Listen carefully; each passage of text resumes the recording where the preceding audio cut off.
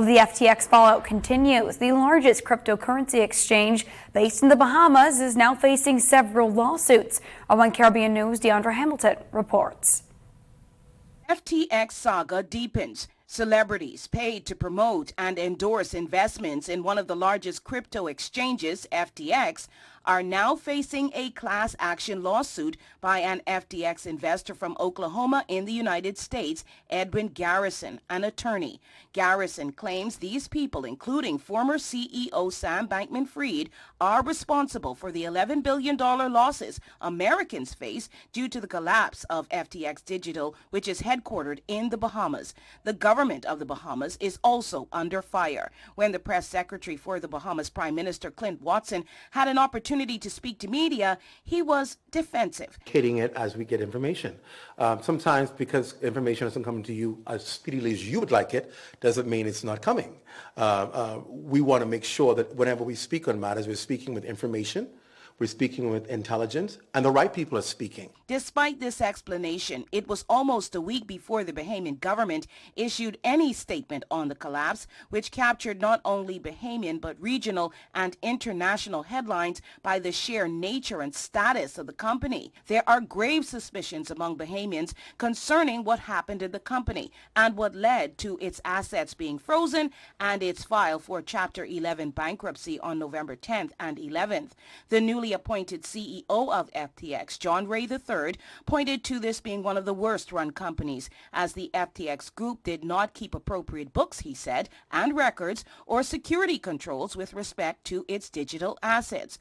Ray, who became known when he stepped in on the Enron debacle, reportedly reported as much in a court filing in the U.S. Bankruptcy Court for the District of Delaware. Ray also revealed that corporate funds were used to buy homes and other personal items for employees and advisors without proper documentation.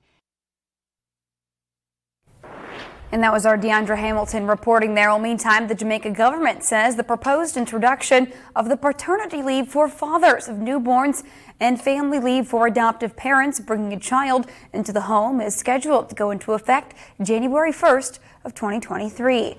The Minister of State and the Ministry of Finance and the Public Service, Marcia Smith, said also the proposed increase of paid maternity leave from 40 days to 3 months will commence on January 1st. Smith told a public forum as part of Civil Service Week that the introduction of paternity leave is groundbreaking and timely. Because for a strong society, we need strong fathers. And the introduction of paternity leave is showing that the government of Jamaica sees the importance of fatherhood in the parenting of a child. Now, she also revealed that family leave for adoptive parents bringing a new child into the home will take effect as well on January 1st.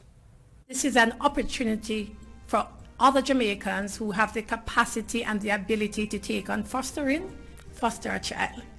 If you are a public servant, you are going to be given that opportunity to get those weeks to settle that child in before you go back to work fully.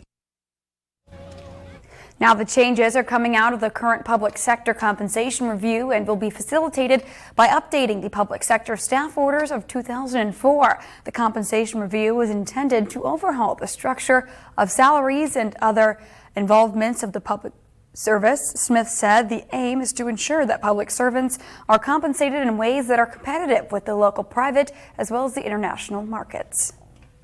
Well, meantime, as the flu and RSV continue to circulate, the American Academy of Pediatrics and the Children's Hospital Associated have requested a formal emergency declaration from the federal government to support hospitals and communities amid an alarming surge of pediatric respiratory illnesses. Mandy Gaither has more from doctors on how to care for a sick child at home.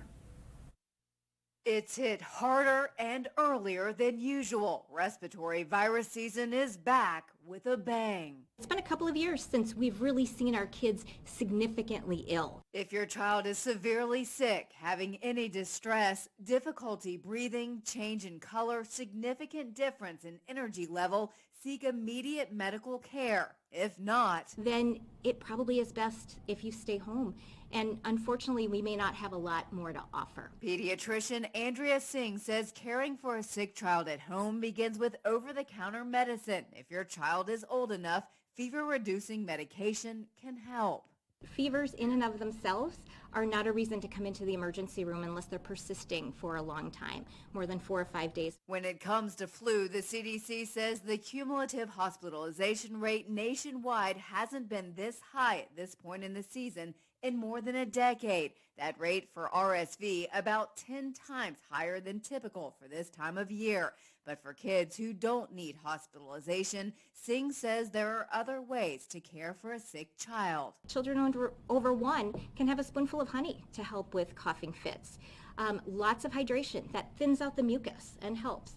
Lots of rest. Kind of your old-fashioned remedies at home.